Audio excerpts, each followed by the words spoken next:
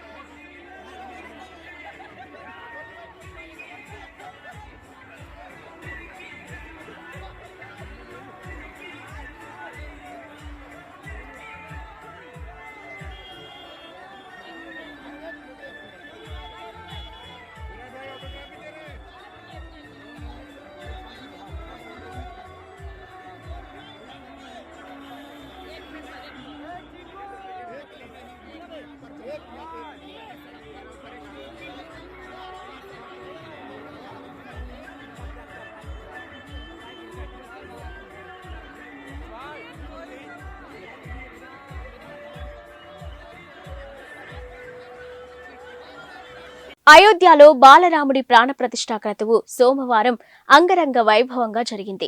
రామ్లల్లా విగ్రహానికి మైసూరుకు చెందిన ప్రముఖ శిల్పి అరుణ్ యోగిరాజు రూపొందించగా ఆధ్యాత్మిక శోభ, సాంప్రదాయం ప్రకారం దైవిక ఆభరణాలు, ప్రత్యేక వస్త్రాలతో అలంకరించారు. ఈ ఆభరణాలను లక్నోలోని శ్రీ అంకుర్ ఆనంద్ సంస్థకు చెందిన హర్ష హైమల్ శ్యామ్లాల్ జ్యువెలరీస్ తయారు చేసిందని శ్రీరామ జన్మభూమి తీర్థ ట్రస్ట్ తెలిపింది. ఇక ఆధ్యాత్మిక రామాయణం, వాల్మీకి రామాయణం, రామచరితమానస్, అలవందర్ స్తోత్రం వంటి గ్రంథాలలో శ్రీరాముడి వైభవం, ధరించిన దివ్య ఆభరణాల గురించి విస్తృతమైన అధ్యయనం చేసిన తర్వాత వీటిని రూపొందించినట్టు వెల్లడించింది. ఇక పసుపు ధోతి, ఎరుపు రంగు పతాక అంగవస్త్రంతో రామ్లల్లాను అలంకరించారు. ఈ అంగవస్త్రాలను స్వచ్ఛమైన బంగారు, జరీ దారాలతో తయారు చేయించారు. ఈ దుస్తులపై శంఖం, పద్మం, చక్రం, మయూరు వంటి వైష్ణవ చిహ్నాలు ముద్రించి ఉన్నాయి. ఈ వస్త్రాలను అయోధ్య ధామ్లోని పనిచేసిన ఢిల్లీ టెక్స్టైల్ డిజైనర్ శ్రీ మనీష్ త్రిపాఠి రూపొందించారు. జూనియర్ ఎన్టీఆర్, జాన్వీ కపూర్, సైఫ్ అలీ ఖాన్ దర్శకుడు కొరటాల శివ కాంబినేషన్ లో తెరకెక్కుతున్న దేవరా చిత్రం శరవేగంగా షూటింగ్ జరుపుకుంటుంది. ఇక ఈ షూటింగ్ కారణంగా జూనియర్ ఎన్టీఆర్ నిన్న అయోధ్య వేడుకకు కూడా వెళ్లలేకపోయారు. అయితే షూటింగ్ లో సైఫ్ అలీ ఖాన్ గాయపడ్డాడు. ఆయన మోకాలు, భుజానికి తీవ్రంగా గాయాలయ్యాయి. ప్రస్తుతం ఆయన ముంబైలోని కోకిలాబేన్ ఆసుపత్రిలో చికిత్స పొందుతున్నారు. ఆయన ట్రైసెప్స్ కు డాక్టర్లు శస్త్రచికిత్స నిర్వహించారు. ప్రస్తుతం ఆసుపత్రిలో సైఫ్ పక్కన ఆయన భార్య, సినీ నటి కరీనా కపూర్ ఉన్నారు.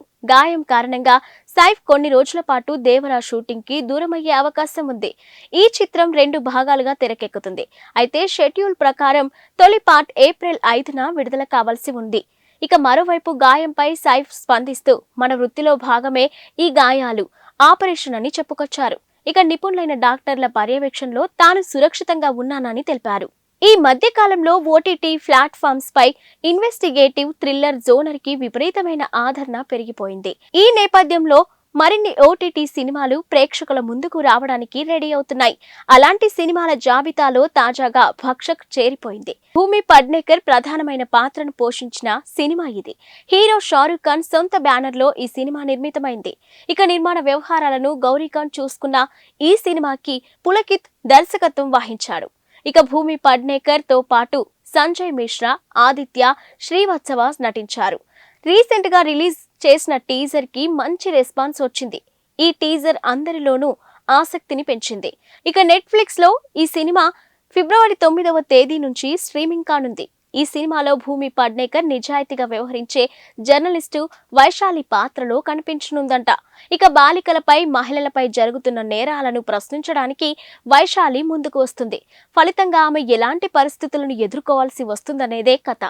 ఇక వాస్తవ సంఘటనల ఆధారంగా రూపొందించిన సినిమా ఇది. లోక్సభ ఎన్నికల తర్వాత 30 మంది బీఆర్ఎస్ ఎమ్మెల్యేలు కాంగ్రెస్ లో చేరబోతున్నారంటూ తెలంగాణ మంత్రి కోమటిరెడ్డి వెంకటరెడ్డి సంచలన వ్యాఖ్యలు చేశారు. ఇక నల్గొండ కలెక్టరేట్ లో నిన్న నిర్వహించిన ప్రజావాణి కార్యక్రమంలో పాల్గొన్న ఆయన అనంతరం మాట్లాడుతూ ఈ వ్యాఖ్యలు చేశారు.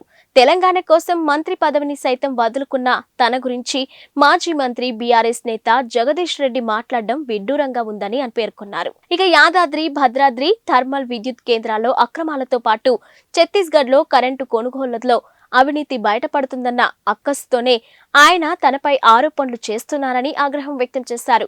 ఎన్నికల సమయంలో ఇచ్చిన 6 గ్యారంటీలను 100 రోజుల్లో అమలు చేసి తీరుతామని పునరుద్ఘాటించారు. Team India star batsman Shubman Gill, cricket దిగ్గజం సచిన్ టెండూల్కర్ తనయ సారా టెండూల్కర్ ప్రేమలో ఉన్నారంటూ చాలా కాలంగా ప్రచారం జరుగుతున్న సంగతి తెలిసిందే. వీరిద్దరూ పెళ్లి చేసుకోబోతున్నారంటూ గతంలో వార్తలు కూడా వచ్చాయి. అయితే వీరి మధ్య రిలేషన్షిప్ పై ఎవరూ ఇంతవరకు బహిరంగంగా స్పందించింది లేదు. ఇక ఈ నేపథ్యంలో తాజాగా చోటు చేసుకున్న ఓ సన్నివేశం వీరి డేటింగ్ వార్తలకు మరింత బలాన్ని చేకూర్చున్నట్టయింది. ముంబైలో గిల్ చెల్లెలు షహ్నీల్ గిల్ తో కలిసి సారా టెండూల్కర్ కెమెరాల కంటికి చిక్కారు. ఇక ఒకే కారులో ఇద్దరు ఉండగా కొందరు వీడియోలు తీశారు. దీనికి సంబంధించిన ఫోటోలు, వీడియోలు సోషల్ మీడియాలో వైరల్ అవుతున్నాయి. ఇక ఇటీవల ఇండియాలో జరిగిన వన్డే ప్రపంచ కప్ లో భారత్ ఆడిన అన్ని మ్యాచ్లకు సారా టెండూల్కర్ హాజరైంది. ఇక గిల్ సెంచరీ కొట్టిన ప్రతిసారి ఆమె లేచి నిలబడి చప్పట్లు కొడుతూ సందడి చేసింది. ఇక గిల్ ప్రేమలో సారా ఉంది కాబట్టే ఆమె అంత సంతోషానికి గురవుతుందని ఎంతో మంది వ్యాఖ్యానించారు. ఇప్పుడు గిల్ సోదరితో ఆమె కనిపించడంతో ప్రేమ వార్తలకు మరింత బలం చేకూరినట్టయింది. ఆంధ్రప్రదేశ్ కాంగ్రెస్ నూతన అధ్యక్షురాలిగా నియమితురాలైన వైఎస్ షర్మిల కార్యక్షేత్రంలోకి దిగారు. నేటి నుంచి ఈ నెల 31వ తేదీ వరకు 9 రోజుల పాటు రాష్ట్రంలో పర్యటించనున్నారు. ఈ రోజు ఉదయం 8 గంటల నుంచి 11 గంటల వరకు శ్రీకాకుళం జిల్లాలో పర్యటిస్తారు. ఇక పార్టీ పరిస్థితిపై ఇచ్చాపురంలో నేతలతో సమీక్షిస్తారు. ఆ తర్వాత పార్వతీపురం చేరుకొని మధ్యాహ్నం 2 గంటల 30 నిమిషాల నుంచి 3 గంటల 30 నిమిషాల వరకు మన్యం జిల్లాకు సంబంధించి సమీక్షిస్తారు. అనంతరం విజయనగరం చేరుకొని సాయంత్రం 6 నుంచి 7 వరకు జిల్లాలపై సమీక్ష నిర్వహిస్తారు. ఇక విశాఖపట్నం, అల్లూరి సీతారామరాజు, అనకాపల్లి జిల్లాలు, ఎల్లుండి 25న కాకినాడ, అంబేద్కర్ కోనసీమ, పశ్చిమ గోదావరి జిల్లాలను, ఇక 26న తూర్పు గోదావరి, ఏలూరు, ఎన్టీఆర్ జిల్లాల్లో పర్యటించి పార్టీ పరిస్థితిపై సమీక్ష నిర్వహిస్తారు. 27న గుంటూరు, పల్నాడు, 28న బాపట్ల, ప్రకాశం, నెల్లూరు, 29న తిరుపతి, చిత్తూరు, అన్నమయ్య, 30న శ్రీ సత్యసాయి, అనంతపురం, కర్నూలు, 31న నంద్యాల, వైఎస్ఆర్ జిల్లాల్లో పర్యటించి పార్టీ పరిస్థితిపై సమీక్ష నిర్వహిస్తారు. అయోధ్య రామ మందిరంలో బాలరాముడి విగ్రహ ప్రాణ ప్రతిష్ఠ కార్యక్రమం నిన్న అంగరంగ వైభవంగా జరిగింది. ఇక స్వామివారికి ప్రధాని మోదీ తొలి పూజను నిర్వహించారు. ఈ కార్యక్రమానికి దేశవ్యాప్తంగా ఉన్న వివిధ రంగాల అధినేత మహారథులంతా కలిసి తరలి వెళ్లారు. ఇక 7,000కు పైగా వివిఐపీలు హాజరయ్యారు. ఇక ఆలయ ప్రాంగణం సినీ సెలబ్రిటీలతో కలకలలాడింది. టాలీవుడ్ స్టార్ జూనియర్ ఎన్టీఆర్ కు కూడా ఆహ్వానం అందినప్పటికీ ఆయన అయోధ్యకు వెళ్లలేదు. దీంతో ఆయన ఎందుకు వెళ్లలేదనే చర్చ జరుగుతుంది. అయితే దేవరా సినిమా షూటింగ్ లో బిజీగా ఉండడం వల్లే ఆయన అయోధ్యకు వెళ్లలేదని చెప్తున్నారు. షూటింగ్ షెడ్యూల్ ముందే ఫిక్స్ అయిపోవడంతో తారక్ వెళ్లలేకపోయారట. ఇక షెడ్యూల్ ని తారక్ బ్రేక్ చేస్తే తోటి నటీనటులతో పాటు నిర్మాతలు కూడా ఇబ్బంది పడాల్సి ఉంటుందనే ఉద్దేశంతోనే తారక్ అయోధ్యకు వెళ్లలేకపోయారని అంటున్నారు. అయితే ఈ వార్తల్లో ఎంతవరకు నిజం ఉందనేది తెలియాల్సి ఉంది. అయోధ్య రామ జన్మభూమి ట్రస్ట్ కు విరాళ పర్వం కొనసాగుతుంది. సోమవారం బాలరాముడి విగ్రహ ప్రాణ ప్రతిష్ఠ కార్యక్రమంలో పాల్గొన్న భారత అపర కుబేరుడు రిలయన్స్ ఇండస్ట్రీస్ అధినేత ముఖేష్ అంబానీ కుటుంబం 2.51 కోట్ల భారీ విరాళాన్ని ప్రకటించింది. రామజన్మభూమి ట్రస్ట్ కు ఈ పెద్ద మొత్తాన్ని ఇస్తున్నట్టు ఒక ప్రకటన విడుదల చేసింది. ఇక ముఖేష్ అంబానీ తన కుటుంబ సభ్యులతో కలిసి శ్రీరామ జన్మభూమి తీర్థక్షేత్ర ట్రస్ట్ కు 2.51 కోట్లను విరాళంగా అందించారు. ఇక సాంస్కృతిక ప్రాముఖ్యతను కలిగి ఉన్న అయోధ్య రామ మందిర అభివృద్ధికి పవిత్ర ప్రయత్నమని ఆ ప్రకటనలో పేర్కొన్నారు. కాగా సోమవారం జరిగిన ప్రాణప్రతిష్ఠ కార్యక్రమంలో ముఖేష్ అంబానీ, భార్య నీతా అంబానీ, కుమారులు ఆకాష్, అనంత్, ఇక కోడళ్లు శ్లోక మెహతాతో పాటు కాబోయే కోడలు రాధికా మర్చెంట్, కుమార్తె ఈషా, అల్లుడు ఆనంద్ పిరమల్ తదితరులు పాల్గొన్నారు. ఇక అయోధ్య రామజన్మభూమి తీర్థక్షేత్ర ట్రస్ట్ ఆహ్వానించిన ప్రముఖ వ్యక్తుల్లో వీరు కూడా ఉన్నారు. ఇక రాముడు విచ్చేస్తున్నాడని, దేశం మొత్తం రామ్ దీపావళిని జరుపుకుంటుందని ప్రాణ ప్రతిష్ఠ కార్యక్రమంలో ముఖేష్ అంబానీ అన్నారు. జనవరి 22న దేశం మొత్తానికి రామ్ దీపావళి వ్యాఖ్యానించారు. ఇక ఇది చారిత్రాత్మక రోజు అని నీతా అంబానీ కూడా అన్నారు. ఇందుకు సంబంధించిన వీడియోలు సోషల్ మీడియాలో వైరల్ అవుతున్నాయి. అగ్రరాజ్యం అమెరికాలో మరోసారి కాల్పుల కలకలం రేగింది. ఇల్లినాయ్ రాష్ట్రంలోని షికాగోలోని 2 ఇళ్లపై కాల్పులు జరిపిన ఓ దుండగుడు 7 ప్రాణాలు తీశాడు. ఇక కాల్పుల అనంతరం అక్కడి నుంచి పరారయ్యాడని పోలీసు అధికారులు వెల్లడించారు. ఇక దుండగుడి కోసం వేట కొనసాగిస్తున్నామని తెలిపారు. ఇక నగరంలోని జోలియట్లోని వెస్ట్ ఎకర్స్ రోడ్లో ఉన్న 2200 బ్లాక్ లో ఈ కాల్పులు ఘటన జరిగిందని, నిందితుడిని రోమియో నాన్స్ గా గుర్తించారని, ప్రస్తుతం అతను పరారీలో ఉన్నాడని వివరించారు. ఇక 2 ఇళ్లపై కాల్పులు జరిపాడని, మొత్తం 7 మృత్యువాత పడ్డారని Joliet police chief Bill Evans మీడియాకు వెల్లడించారు. ఇక నిందితుడు నాన్స్ 23 ఏళ్లు ఉండగా కాల్పులు జరిగిన ప్రాంతానికి సమీపంలోనే నివసిస్తున్నాడని తెలిపారు.